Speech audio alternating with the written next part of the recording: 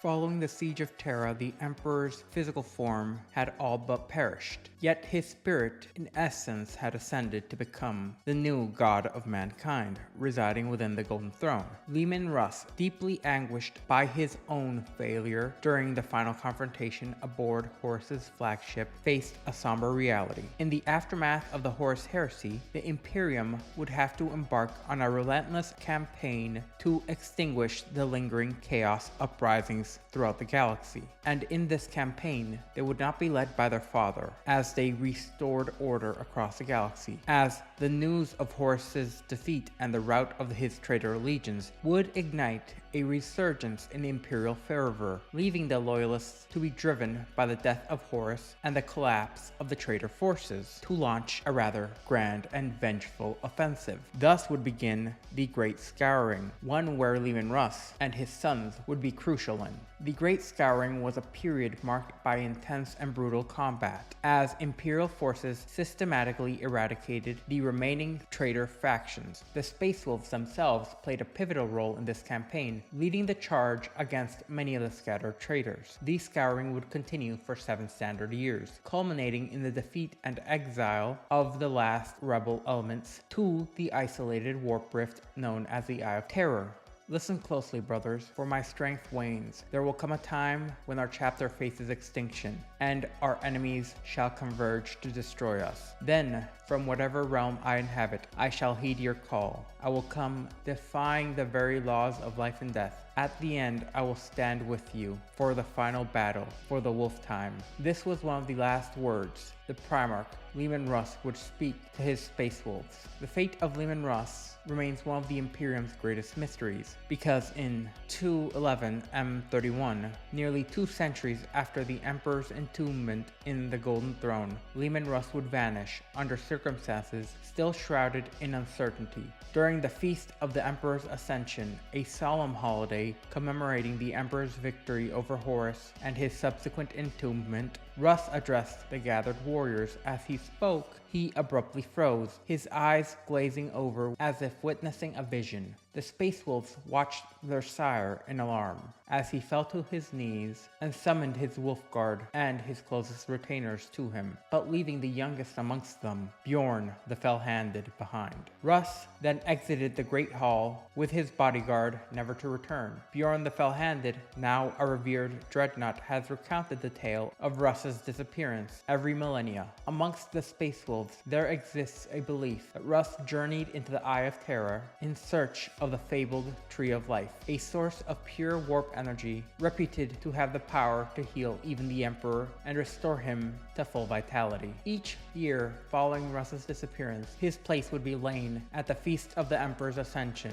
and his drinking horn filled in anticipation for his long-awaited return. For 7 long Terran years, the Space Wolves awaited their Primarch loyally. When he did not reappear, Bjorn was appointed the new Great Wolf, and he was given the responsibility to lead the chapter on their first great hunt to locate Russ. The great companies would embark on separate voyages across the stars, battling foes and confronting a myriad of challenges. Their exploits recounted annually at All Winter's Eve, when the rune priests gathered to chant the sagas. Despite their efforts, no sign of Russ was found, and Bjorn's search culminated with him being gravely injured and entombed within a dreadnought's adamantium sarcophagus. And so the first great hunt ended in sorrow and disappointment. Subsequent great hunts yielded partial successes, as the second great hunt recovered Russ's armor from the Temple of Horus on Rhoda, near the Eye of Terror. The fourth exposed and thwarted the Corellian conspiracy to overthrow the Administratum, and the ninth ended in the eradication of the gene-stealer infected worlds of the Gehenna system. Each great hunt began with visions from Russ, guiding the chapter's rune priests and sending them on new quests, yet none of them have succeeded in their ultimate goal of retrieving their Primarch. Russ's final words did provide some hope to his sons that he will return in the time of the Imperium's ultimate battle against the Chaos forces, the forces of Chaos, a period he called the Wolftime. Many Space Wolves believe that time may soon arrive, as forces bent on humanity's destruction continue to gather for their final assault. Recent reports suggest that the 13th Great Company's return from the Eye of Terror during the 13th Black Crusade in 999 M41 might signal the anticipated return of the Wolf King. Now, it must be noted that 7 long years after the fall of Horus, Roboute Guilliman, Primarch of the Ultramarines, spearheaded the second founding of Space Marines. As the de facto regent of the Imperium, Guilliman sought to address the critical flaw exposed by the Horus Heresy. The conflict highlighted the significant vulnerabilities in the gene seed of several Space Marine legions, marking them as particularly susceptible to the corrupting influences of chaos. Accelerated gene seed cultivation during the later stages of the Great Crusade had further exacerbated these defects, which the ruinous powers had exploited to turn some of Horus's traitor legions against the Emperor. Guilliman's strategic response was embodied in the Codex Astartes, which was aimed to rectify these issues and many more. The Codex mandated a reorganization of the massive Space Marine legions into smaller, more manageable units known as chapters, each consisting of approximately 1,000 battle brothers. This restructuring was designed to eliminate the concentrated power wielded by a single individual over an entire legion, thereby reducing the risk of a similar corruption of a force that was nigh unstoppable. However, Leman Russ, Primarch of the Space Wolves, had resisted this transformation, as the Wolf Lord was notorious for his unyielding temperament, which led to him, at one time, reportedly striking the Emperor in response to criticism. Unsurprisingly, he was equally defiant towards Guilliman. Although the threat of actual internal conflict almost escalated into another civil war, Russ eventually made a calculated concession. He agreed to restructure the Space Wolves into 13 independent Great Companies, each akin to a chapter in strength. In practice, however, this change was largely superficial, as the Space Wolves' Great Companies had always operated with a similar level of autonomy, and Russ ensured that their operational structure remained largely unchanged. And what change there was the name only. Guilliman, preoccupied with the monumental task of rebuilding the Imperium, did not choose to actively verify the Space Wolves' compliance with the Codex Astartes. Consequently, the Space Wolves chapter continued to function with well over 1,000 Astartes, making it one of, if not the largest chapter in existence, rivaled only by the Black Templars, who similarly disregarded the Codex in favor of a more autonomous structure. Amidst Guilliman's reforms, Russ also sought to establish the ill-fated Wolf Brothers chapter. His plan was to create a ring of Space Marine chapters around the Eye of Terror, all of his own lineage, in order to guard against the resurgence of the traitor legions. Unfortunately, the genetic instability of the Canis Helix, which led to the curse of the Wolfen, also caused the Wolf Brothers to suffer extreme genetic deviancy. This resulted in the chapter's eventual purge by the Inquisition, as the High Lords of Terra, recognizing the genetic instability that plagued the Space Wolves gene seed, chose not to further divide and spread the genetic base of the Legion, instead containing it within Fenris. This decision also contributed to the Space Wolves' unique status as a first founding Legion with no true successor chapters for much of its history. The concept of encircling the Eye of Terror with protective forces, however, would be preserved, as the High Lords of Terra would establish 20 new Space Marine chapters known as the Astartes Precious in order to monitor the Eye of Terror and prevent the ruinous powers from spreading along with their minions, in large part due to seeing the brilliance of Leman Russ's idea. As the 41st millennium neared its end, the struggle between chaos and order would reach a climax within the Fenris system, the homeworld of the Space Wolves, warriors who were renowned for their hardiness due to being the sons of Leman Russ. As the galaxy was already ravaged by countless conflicts, it seemed to face another emerging cataclysm, one of unexpected and unprecedented severity. This impending disaster was no mere coincidence, but the result of intricate schemes orchestrated far beyond mortal comprehension. The return of the long-lost Space Wolves 13th Company heralded a series of events that would indeed push the galaxy to the brink. Their resurgence was a harbinger of great turmoil set against the backdrop of a myriad of new warp storms which had spread devastation and corruption all throughout the Imperium. These storms were more than natural disasters. Instead, they were tools of chaos, designed to undermine and fracture the Imperium from within. As the storms ravaged the galaxy,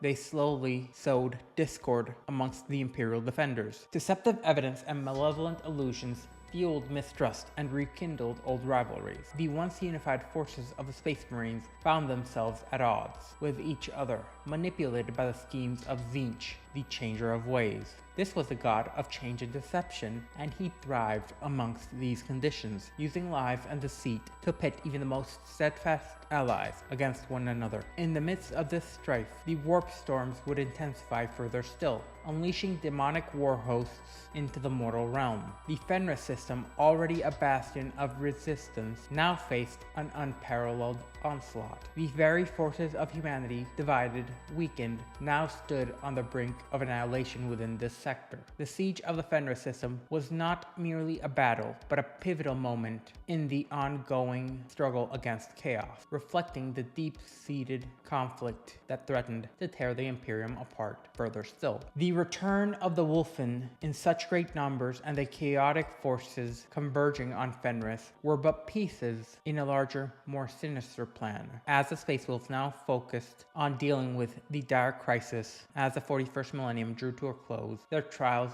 continued to compound. Accusations of deviancy had emerged, casting a shadow over the chapter's very actions, and doubts about their integrity and loyalty to the Imperium. These concerns would prove not to be completely unfounded, as ancient prophecies and long-held legends began to materialize in now alarming ways. As this happened, companies of Space Wolves would now embark on new campaigns across a sea of stars, in order to search for their mutated kin who had gotten loose across the galaxy, the Wolfen. Individuals who were deeply affected by the Canex Helix and bearing extreme lupine characteristics had seemingly emerged as formidable warriors at the time, their appearance a grotesque amalgamation of Beast and Astartes, who, despite all this, would retain the heraldic symbols of their chapter and even spoke of the ancient tongue of Asaheim. Despite the fearsome appearance and the stigma associated with the transformation, the Wolfen would prove their valor in battle.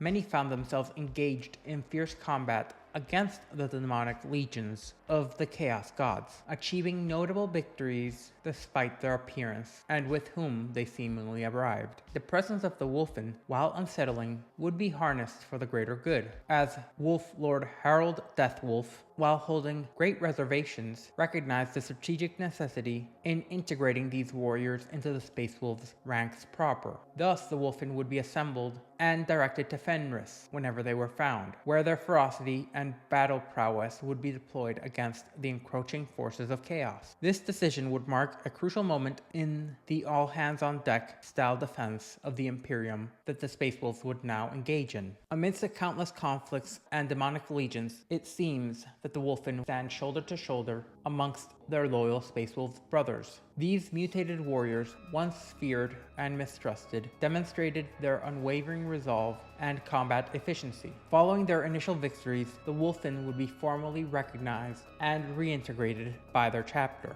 receiving new equipment and taking their place proper amongst their ranks. Ulrich the Slayer, the venerable wolf priest and mentor to the High King Logan Grimnar, welcomed them as omens of the long-anticipated return of their Primarch Russ. Ulrich proclaimed that the Wolftime was upon them, a period which they all believed would herald the eventual return of Leman Russ. Despite their heroics and the apparent vindication of their purpose, not all within the Space Wolves or beyond viewed the Wolfen favorably. Suspicion lingered amongst many of the Wolf Lords and external observers. These concerns were exacerbated by the insidious manipulations of Tzeentch, who had sown the seeds of mistrust, as now the dark Dark Angels chapter, known for their intricate dealings and their historical enmity with the Space Wolves, would become particularly vigilant. The rivalry between the two chapters, being a relic of ancient conflicts, heightened the tension and obscured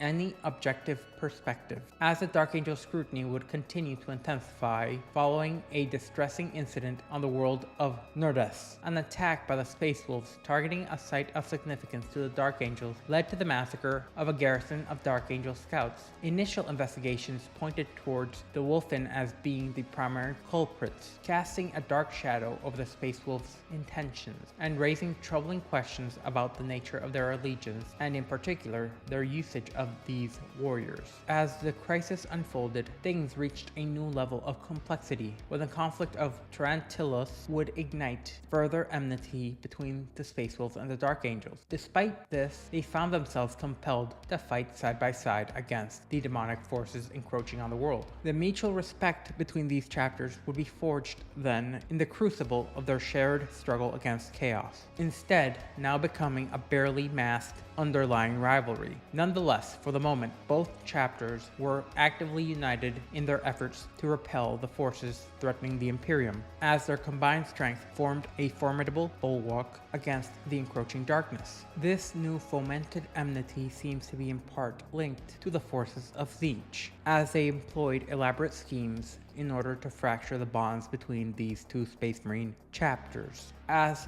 the demon known as the Changeling fueled their growing distrust between the Space Wolves and their fellow Astartes of the Dark Angels, as now the Great Wolf and his champions were locked in relentless combat against the demonic hordes which assailed their realm. Amidst this chaos, few could actively counter the dark allegations that were leveled against the Space Wolves, at least actively. As the battle raged on, even the Grey Knights would join in the fray, fighting alongside the Space Wolves in order to drive back the malevolent entities which sought to make their home on the material plane. These alliances would achieve significant victories, banishing countless demons from reality. Yet amidst their successes, a far graver threat festered within the Space Wolves themselves. Unbeknownst to them, their true adversaries was not only the forces of chaos, but also the insidious corruption within their own ranks. Those Space Wolves who had fought alongside the Wolfen would find their primal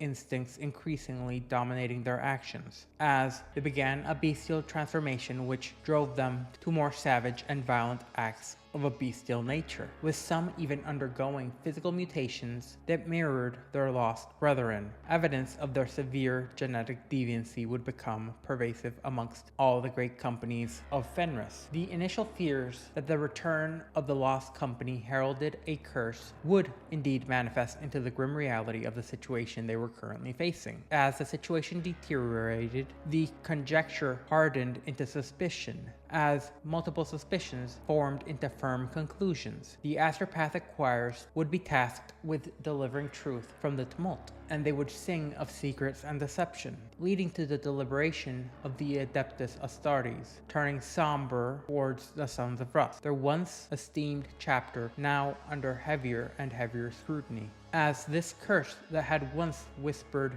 of the legendary return of their Gene-sire now was turned into a tangible affliction, casting a long shadow over their storied legacy. As the great companies of the Space Wolves would continue to return to the Fenris system, their voidcraft would increasingly reverberate with the howls of the Wolfen, as it seemed that more and more of their brothers were becoming berserk beasts. At the same time, an imposing armada of battleships, led by the fortress monastery known as the Rock, advanced towards the Fenris system. The Rock, being a colossal remnant of the Dark Angel's lost homeworlds, would now loom ominously over Fenris's orbit, casting a long shadow over the beleaguered Space Wolves in a rather literal sense. The fleet's mission was clear: to arrest, interrogate, and, if deemed necessary, mete out punishment to the Space Wolves for their alleged deviance. Supreme Grandmaster Azrael of the Dark Angels had mobilized an Imperial crusade capable of decimating even the entirety of the Sons of Russ in no longer than a fortnight, a prospect that would have delighted Magnus the Red to no end, who observed the unfolding events from his citadel in the Eye of Terror, as the echoes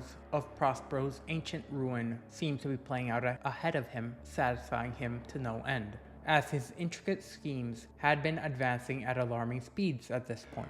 However, the Space Wolves' anticipated homecoming was far from triumphant. The planets orbiting the star known as the Wolf's Eye were already in turmoil. Voldramani, the Wolf Moon, home of the crucial astropathic relay station Longhowl, sent a distress signal which demanded urgent attention. The ocean moon Sevelgrud was besieged by an endless demonic force, with its volcanic islands struggling to maintain order amidst the chaos. On Frostheim, the main gun fortress, renowned for its formidable defenses and unyielding ice, faced a relentless assault from the Alpha Legion's traitorous warbands, who engaged in grisly blood rituals, tearing open warp rifts and spreading disaster all throughout the realms. As the Space Wolves faced calamity, they found themselves caught between the wrath of the Dark Angels and the relentless incursions of chaos. The imminent confrontation with the Imperial fleet added yet another layer to their dire situation, one which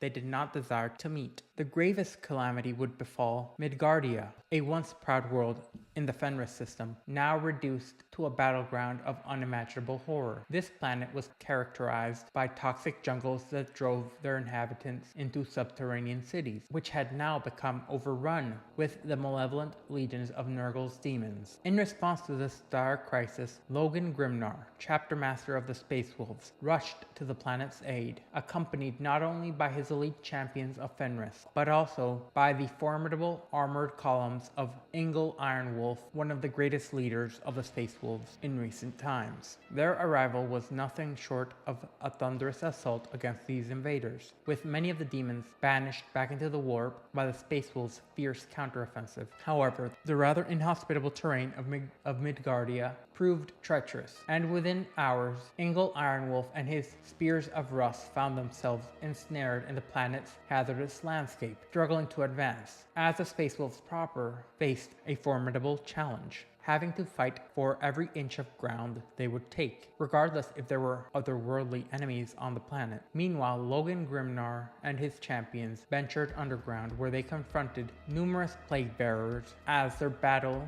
soon led them to the architects of Midgardia's devastation, a sinister alliance known as the Infernal Tetrad, comprising of 4 demon princes. In a demonic clash, the Space Wolves engaged these colossal adversaries in fierce combat, only to be ensnared by a devastating trap from the warp, as a massive rockfall would bury the heroes, stripping the Space Wolves of their most experienced leaders at a crucial moment. Even as the Imperial fleet was poised to judge their fate, now aboard the Rock, the fate of the Space Wolves was a subject of intense deliberation. The Changeling, a shape-shifting demon of Tzeentch, had actively infiltrated the Fortress Monastery at this point, assuming the guise of a fallen Dark Angel scout. This deception had granted them not only access to the Rock's Apothecarion, where he subsequently massacred the fortress's Vox Senchal, but also allowed him to seed further deceit and enmity between the Space Wolves and the Dark Angel. With the fleets of the Dark Angels and their allies prepared to act on orders of the Rock's commanders, the judgment of the Space Wolves would now teeter precariously. The influence of the Changeling's machinations threatened to sway the outcome of this crucial moment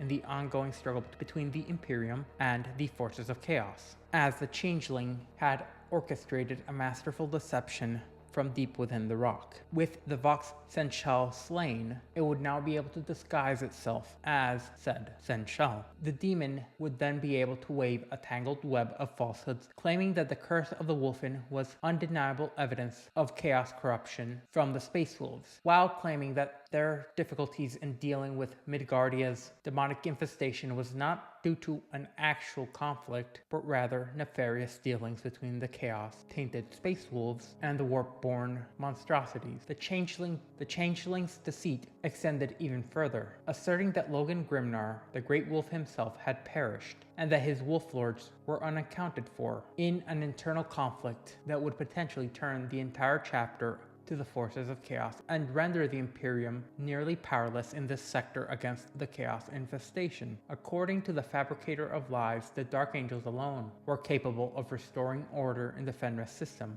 which had succumbed to the malignant influences of chaos. Despite the heavy implications, Supreme Grandmaster Azrael of the Dark Angels resolved to carry out the bombardment of the Fenris system following the issued orders. This course of action held a grim irony for those who understood its deeper significance, as it mirrored the tragedy of Prospero, and no doubt pleased Magnus the Red to a point of euphoria. Where the Space Wolves had once derived honor from the Emperor's harsh justice of Magnus the Red and his followers, now the Space Wolves would seemingly face a similar fate, punished for their genetic anomalies and the pursuit of forbidden knowledge. For Tzeentch and Magnus the Red, this turn of events granted them a perverse delight, relishing in the symmetry of their vengeance. The Changeling's infiltration had reached its zenith, having thoroughly corrupted the bridge crew and instilled both fear and mistrust amongst the chapter's serfs and Space Marines alike. The demon would then make a critical move, posing as the Vox Sensual Mendrax. This time, it would report that the Space Wolves used the stronghold of the Long Howl to attack a fleet of Grey Knights which had recently arrived. This allegation, coupled with the incriminating footage of the Dark Angel scouts allegedly slain by the Wolfen, solidified the perception of the Space Wolves' guilt in the minds of their accusers, thus condemning the entirety of the Sons of Russ, sealing their fate under the weight of fabricated evidence and the machinations of chaos. As the Dark Angel's fleet would then prepare to unleash its unrestrained fury against the entirety of the Fenris system, which was already dealing with the ramifications of its demonic invaders. Many of the system's once vital worlds, including Midgardia, had succumbed to chaos corruption, leading to Grandmaster Azrael officially decreeing that the only solution would be the complete eradication of the planet through exterminatus. Despite the presence of the surviving Space Wolves on the surface, Azrael commanded to cleanse Midgardia with relentless fire and a profound, if subdued, acceptance. The absence of Logan Grimnar at that time led to him being presumed dead, leading to very few voices being able to contest Azrael and his decree. The Grey Knights, led by Brother Captain Avran Stern, arrived at the Rock with hopes of negotiation of a ceasefire, or at least a delaying of the onslaught. However, they found their efforts to be in vain, as the bombardment cannons of the Imperial fleet had already been activated, and the planet targeted for destruction were, at least in large part, already engulfed in the fires of chaos. Midgardia's surface would be transformed into a raging inferno and a testament to the overwhelming force of the bombardment. On Frostheim, Morkai's keep lay in ruins, reduced to debris by devastating lance strikes delivered by the Iron Hands chapter. The Fenris system was now officially besieged on multiple fronts, facing a relentless onslaught, not only from demonic invaders, but from forces purportedly aligned with the Imperium. As the Crusade's fleet's bombardment ravaged the system, intended allies and foes alike found themselves locked in a continuous destructive conflict. The war that Stern and Ragnar had sought to prevent was now in full force, as trusted brothers were now clashing in a tragic and unrelenting confrontation. In the midst of this turmoil, confusion reigned supreme, exacerbated by the fervor of the Crusaders and the staunch defiance of the Space Wolves. On the immense hololith displays at the forefront of the Rock's Bridge, the shifting dispositions of the Imperial fleet and the beleaguered defensive citadels of the Space Wolves came into stark relief. The fate of two chapters now seemingly teetering on the edge, as their once solid alliance, now threatened by a suffocating haze of doubt and despair, seemed poised to obliterate centuries of hard-won brotherhood. The parley on the bridge of the Rock was swift and charged. Once heated exchanges had subdued, it was Brother Captain Avran Stern of the esteemed Grey Knights who emerged as the sole voice of reason within this conflict. His stature and authority lent weight to his words as he addressed the dire situation. Stern had judged the Wolfen and their allies as he had encountered them, finding them loyal and sound. However, amidst this chaos, Stern identified a hidden, insidious force, Vox Sensual Mendrax, whom he declared to be the Changeling, a demon of Tzeentch in disguise. The battle that followed in the bowels of the Rock was fierce, but ultimately victorious, as the Dark Angels, now aware of the manipulation, ordered an immediate ceasefire as they redirected their efforts to purging the demonic corruption from their fortress monastery, and then dispersed the Imperium fleet throughout the Fenris system. Their new mission was to confront any world signaling Tzeentchian invasions and aid them against the demons. In the wake of these revelations, the great companies of Bran Redmaw, Gungar Red Moon, Bjorn Stormwolf, and Ingjar Krakendom, having arrived in Fenrisian space, rallied to their comrades. With the formidable demon engines known as the Silver Towers encroaching in vast numbers, the sector